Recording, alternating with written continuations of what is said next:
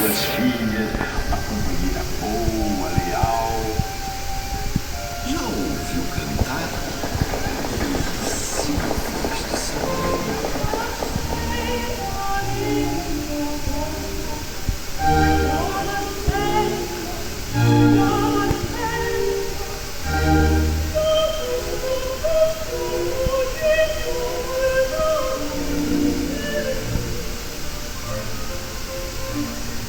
Dom Pedro II tinha apenas 1 ano de idade, quando em 1826 morreu sua mãe, a imperatriz Dona Leopoldina. Ele tinha 5 anos quando Dom Pedro I abdicou da coroa brasileira em seu favor e partiu para a Europa. Com isto, teve início a regência, que se estende de 1831 a 1840. Marcada por disputas pelo poder provocadas pela menoridade do príncipe, a regência foi palco também de grandes conflitos. No final daquele tumultuado período, um grupo de políticos iniciou um movimento no sentido de que Dom Pedro II fosse declarado maior de idade e começasse logo a governar o país. Consultado, Dom Pedro concordou com a medida e foi declarado maior em 1840, aos 14 anos de idade.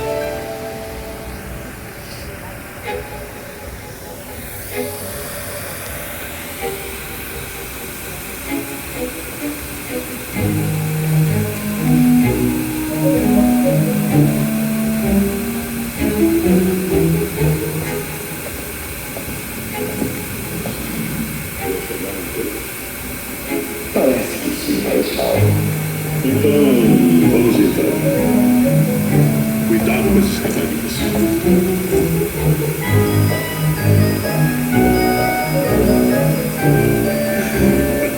Boa noite, senhoras. Nada como um baile para realçar as belezas naturais da nossa corte, não concorda, Detetive? Sem dúvida, Marechal, sem dúvida. A formosura de damas como a Condessa e a Baronesa já é tão deslumbrante no dia a dia que parecia difícil que pudesse ser aumentada. No entanto... Senhores é que são 2 perfeitos cavalheiros. E naturalmente que já saudaram a família imperial. Não, ainda não. Acabamos de chegar. Porque hoje todo mundo vai ver de perto suas princesas. As princesas estão nervosíssimas. Afinal, impressionar príncipes de cortes europeias é um desafio imenso.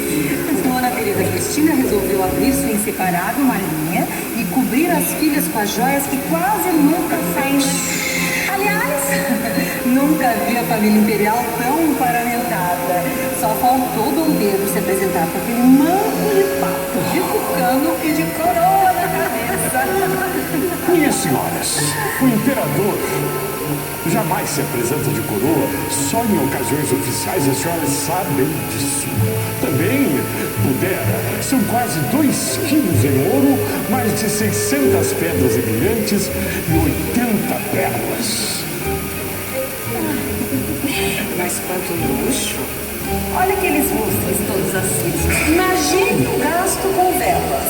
Acho que trouxeram a louça e a prataria do Rio. As cadeiras eu já soube que foram emprestadas pela baronesa de Loreto. Senhoras, não sejam tão curiosas. Todos sabem que o imperador, a imperatriz e mesmo as princesas são totalmente avessos a esses excessos, a estes luxos. Se se apresentassem aí mal vestidos, as senhoras também estariam falando. Eu concordo que integralmente com o Marechal. Aliás, digam-me as madames, quem organizou tudo isso? Não foi A Condessa de Barral? Uma dama com tantas qualidades, não creio que mereça as críticas das exigentes damas do Rio de Janeiro. De maneira nenhuma. Quem somos nós para falar mal da Condessa? Aliás, ela foi professora da Condessa, da princesa, durante quase 10 anos. Reparem como Dom Pedro passa o tempo conversando com a Condessa. Não perde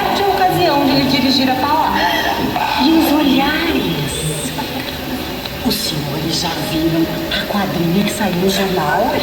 Não é com certo boa moral trair a esposa com a barral. Ora, minhas senhoras, façam-me um favor. Me admira que damas tão distintas gastem o tempo que deveriam dedicar às suas orações lendo jornais deste nível. Marechal, não se aborreça com tão pouco. São coisas da juventude, não tem tanta importância. O próprio Dom Pedro faz ouvidos de mercador a esse tipo de maldade. De resto, logo a Condessa de Barral estará de partida para a Europa e Isabel viaja em seguida com o Conde D para conhecer os parentes da Europa. Essa foi educada para ser rainha. Será que estaremos vivos para ver isto, Caxias? Uma mulher no trono do Brasil? Não sei se é isso que me assusta, Borretiro. O que me preocupa mesmo... Meu príncipe consorte. O francês. Será que os brasileiros vão gostar dele?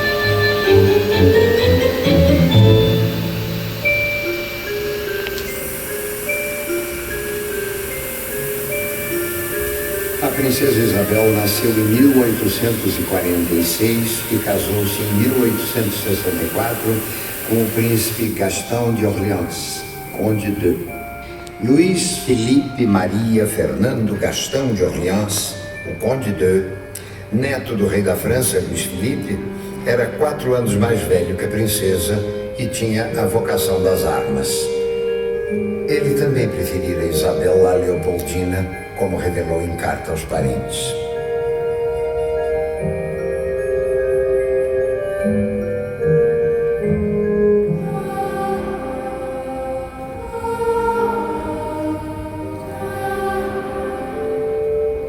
Tu lembras, Isabel, da primeira vez em que vimos o Gastão?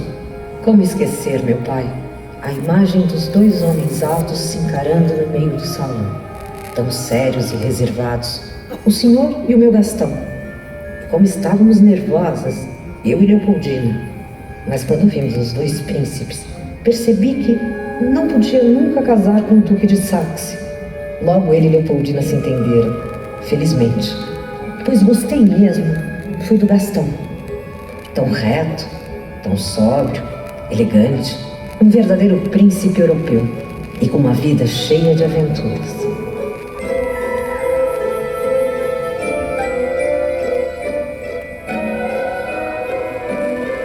Naquele mesmo ano do Baile das Princesas, começou a Guerra do Paraguai.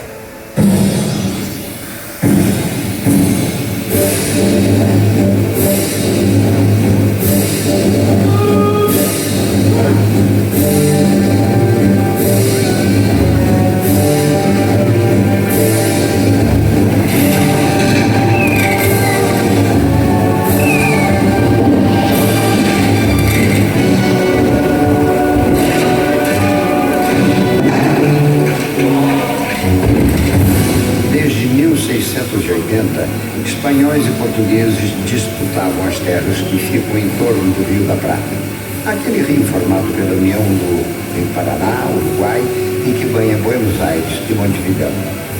A briga era principalmente entre o Brasil e a Argentina, até que em 1864 o presidente do Paraguai, Francisco Solano Lopes, resolveu entrar na disputa.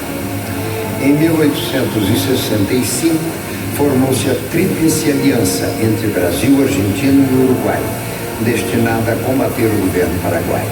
2 anos depois da guerra começada, o Duque de Caxias assumiu o comando geral das forças brasileiras.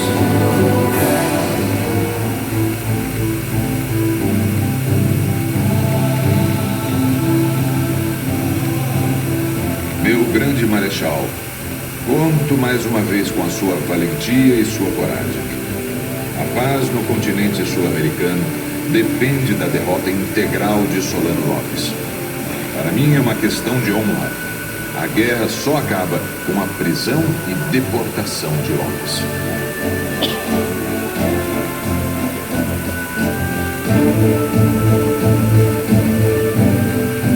O imperador botou tanto na cabeça que ia prender o tal do Solano Lopes, que mesmo depois da Batalha do Cerro Corá, quando ficou definida a derrota paraguaia, resolveu mandar o genro francês, o Conde de, para capturar o ditador. Acabaram liquidando-o por lá mesmo. Dom Pedro não gostou. Queria o homem vivo. Queria o homem vivo para deportar. Tinha medo que o Lopes morto virasse herói. Por isso, quando o Conde de sugeriu que se fizesse um grande desfile militar na volta das tropas do Paraguai, Dom Pedro não deixou. Pois ele não gosta desse negócio de tropa, soldado, guerra. O que ele gosta é dos livros, dos cientistas, dos artistas e das viagens. Depois que morreu sua filha, a princesa Leopoldina, ele já viajou 3 vezes para a Europa. Aí quem ficou como regente no Brasil foi a princesa Isabel. Nós vamos voltar para a intimidade do palácio. Vamos escutar um pouco mais as histórias que o nosso imperador tem para contar.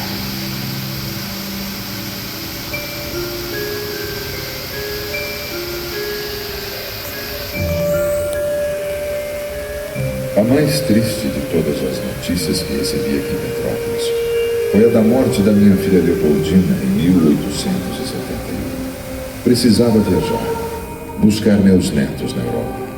Aos 46 anos, vivi uma estranha emoção. Pela primeira vez, ia ver o continente que tanto conhecia pelos livros. Finalmente encontraria pessoalmente o rei de Portugal, Espanha, o imperador da Áustria e todos os outros reis meus primos. Um Habsburgo tupiniquim se preparava para desembarcar no continente. Me receberam bem. Fui tratado com carinho, com respeito e admiração. Foi boa a viagem.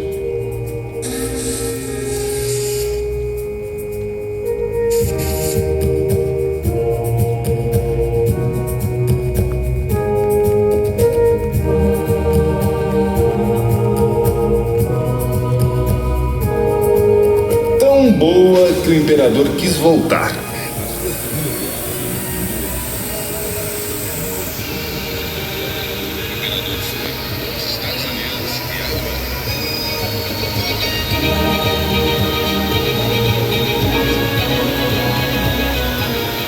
Naquele ano, na Filadélfia, acontecia a Exposição Universal, um tipo de grande feira na qual, desde 1851, os países exibiam exemplares do seu progresso técnico e cultural.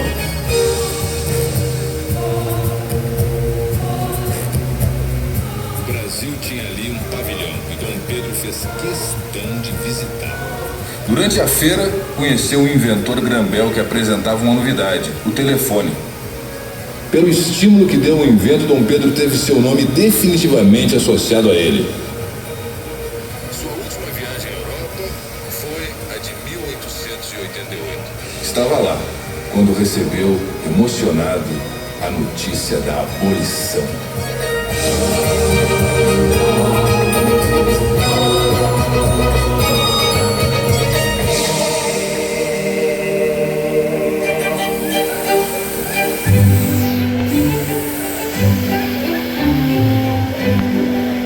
Veja, querida, olhe com quem a princesa está dançando. Aquele não é o André Rebouças? Esse negro tem um enorme prestígio junto ao imperador e à sua família. Mas você não acha que isso tem um certo significado? A princesa dança com um negro e traz no vestido uma camélia. Todo mundo sabe que a camélia é o símbolo dos abolicionistas. Mas não é segredo pra ninguém que a princesa é amiga dos abolicionistas. Corre por aí a terra que os escravos que fogem das fazendas de café do Vale do Paraíba atravessam a Serra da Estrela só pra se acoitarem aqui em Petrópolis. Não, a princesa coitando escravos? Não posso acreditar. Por que não? A princesa é tão religiosa. Dificilmente é querer entregar um escravo perseguido ao seu perseguidor. Desde o começo da colonização, foram trazidos africanos para serem escravos no Brasil. Tinha muita gente que não queria o fim da escravidão, mas havia no Brasil daquele tempo brasileiros de valor que lutaram contra ela. Os mais importantes foram Joaquim Nabuco, José do Patrocínio e André Rebouças.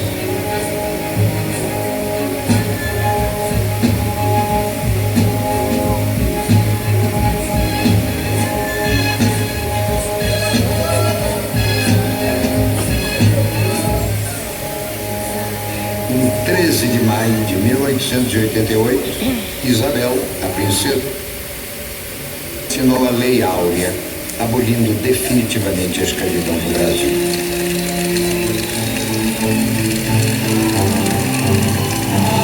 Então, vocês não viram o 13 de maio, a festa da abolição? Foi uma grandeza. O povo todo na rua, parecia até carnaval. Teve fogos, teve banda de música, navio atirando de canhão, gente dançando na rua, gente chorando abraçado. Foi o dia mais bonito da nossa história.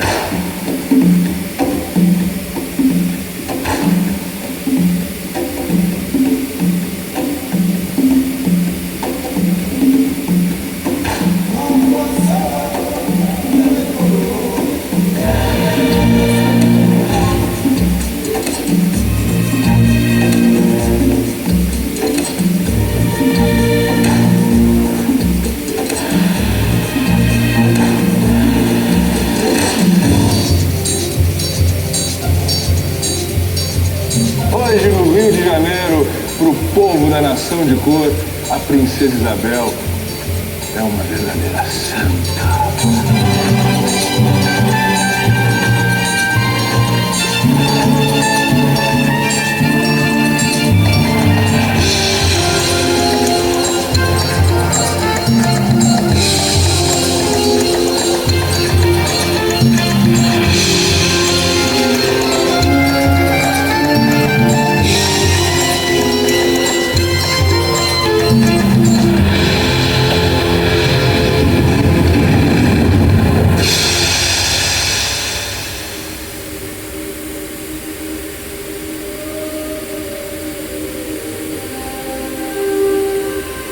Mas não adiantou. O mundo dá muitas voltas e as voltas que o mundo dava apontavam para a República. Ainda houve uma festa da elite. Foi o baile que aconteceu naquela ilha, na entrada da Baía da Guanabara, a Ilha Fiscal. Como disse um jornal, só de champanhe e outros vinhos gastaram 40 contos de réis. Era um dinheirão, era um escândalo. E o pessoal do Exército, que já não andava muito satisfeito, se juntou com os republicanos do Rio de Janeiro e com os fazendeiros de São Paulo, que não tinham gostado nada da abolição, e veio a República.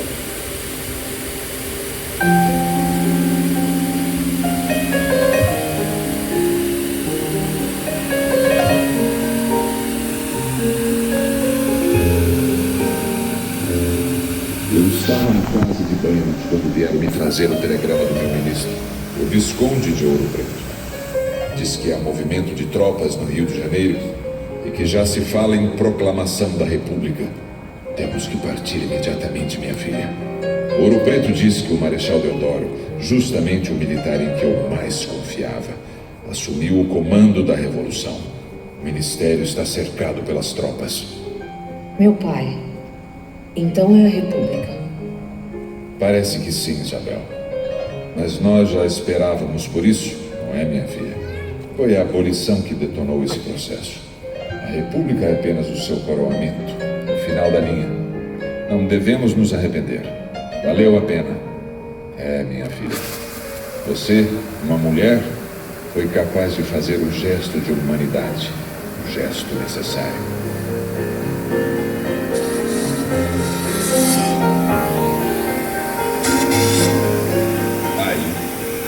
Dom Pedro II, à frente de sua família, rumou para a estação de trem.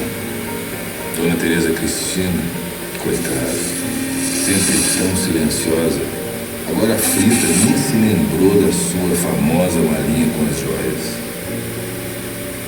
2 dias depois, embarcaram todos para o exílio. Dom Pedro II nunca mais veria o Brasil que tanto amara.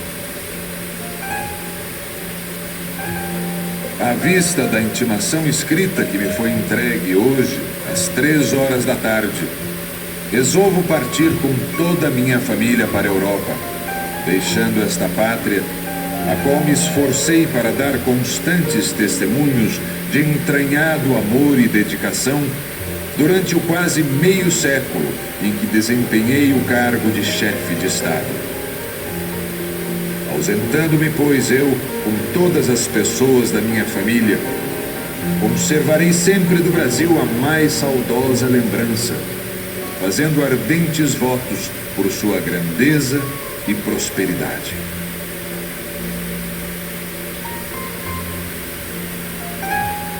A imperatriz Teresa Cristina morreu em 28 de dezembro de 1889, pouco depois que ela e Dom Pedro chegaram a Portugal. A princesa Isabel nunca mais viu terras brasileiras. Ela morreu na França em 1921. Dom Pedro II foi o homem que mais tempo governou nosso país. Durante os 49 anos de seu reinado, sua vida se confunde com a história do Brasil. Do ponto de vista de sua história pessoal, é uma vida marcada pelo signo da orfandade. Ele perdeu os pais na infância, foi educado pelo país que ia governar. Mais do que ninguém, era filho da nação brasileira.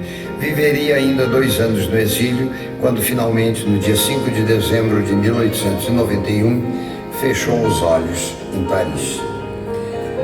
No caixão, os pés do imperador repousavam sobre um travesseiro contendo terra do Brasil. Boa noite.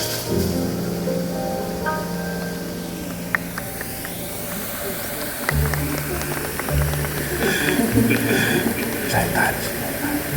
Vou deixá-lo sossegar. Bem, meus amigos, a festa acabou. E com ela, a monarquia. E o palácio? O palácio está aqui. Não estão vendo, não? Não mudou nada. A gente só não sente mais aquela vibração provocada pela presença do imperador e de toda aquela gente que vinha vê-lo. Gente da política, visitantes estrangeiros, artistas, poetas e escritores. O imperador talvez tivesse gostado de saber que depois que ele foi embora, seu palácio teve um destino do qual ele se orgulharia. Foi a sede do colégio Nossa Senhora de Sion e depois do colégio São Vicente de Paulo. Dom Pedro II, que se preocupava tanto com a educação das crianças brasileiras, teria gostado de ver a sua casa cheia delas. Era um pouco como a realização de seu sonho de se tornar mestre-escola quando viesse a República.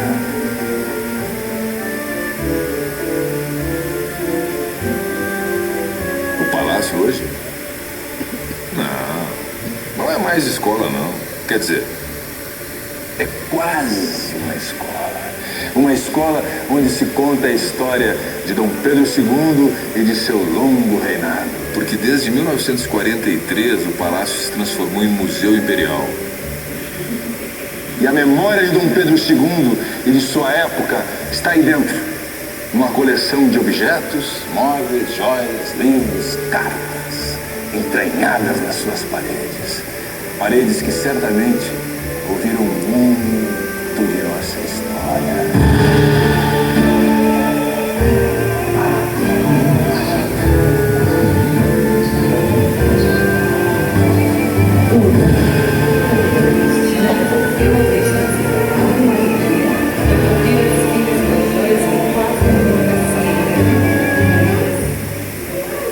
Repare.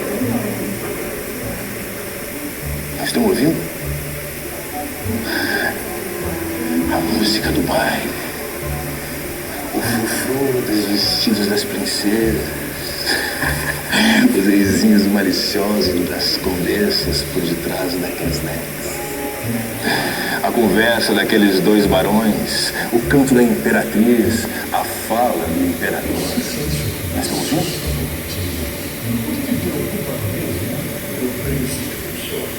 Nós estamos ouvindo?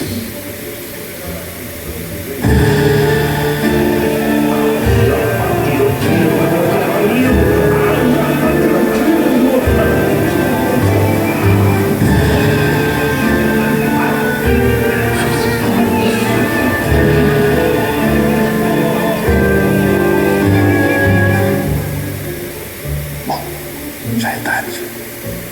Vou deixá-lo sossegado. Atenção!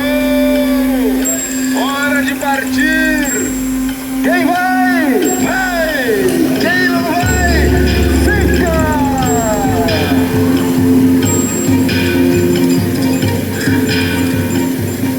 Esse espetáculo é patrocinado pela Eletrobras através do Procel, Programa Nacional de Conservação de Energia Elétrica, pela Fundação Roberto Marinho, em parceria com o Museu Imperial, o IFAM, a Sociedade de Amigos do Museu Imperial, e conta com o apoio do Ministério da Cultura e das Minas e Energia.